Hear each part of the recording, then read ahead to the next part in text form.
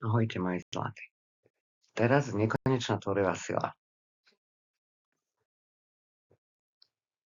Ste vy. A ako vždy, keď počúvam o zázrakoch, búri sa mi žalúdok i mozog. Toto video ma napadlo napísať presne preto. Každý z nás je tvorca a je to jednoduché. Áno, jednoduché. Písala som o tom už vo viacerých videách. Žiaden guru sa nedostal ďalej ako k sebe. Prečo? Lebo tvorivá sila, nekonečný tvorca, alias Boh, je každý z nás, a to tak, že centrom chrbtice nám ide vákuum.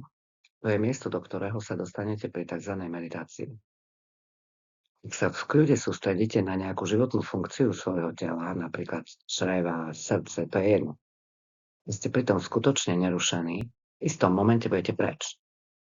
Akože preč z 3D tela a okolo seba uvidíte len tmu. Ale nehociako.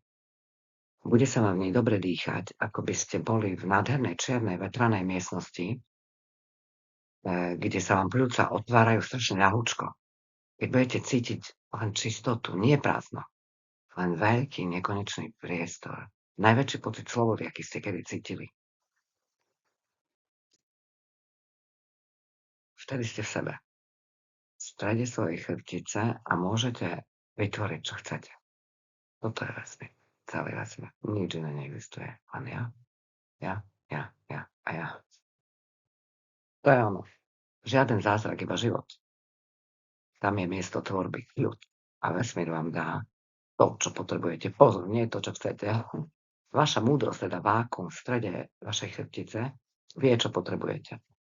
Váš mozog nie. To je 3D PC. Nič iné okrem toho neexistuje. Vesmír ste vy.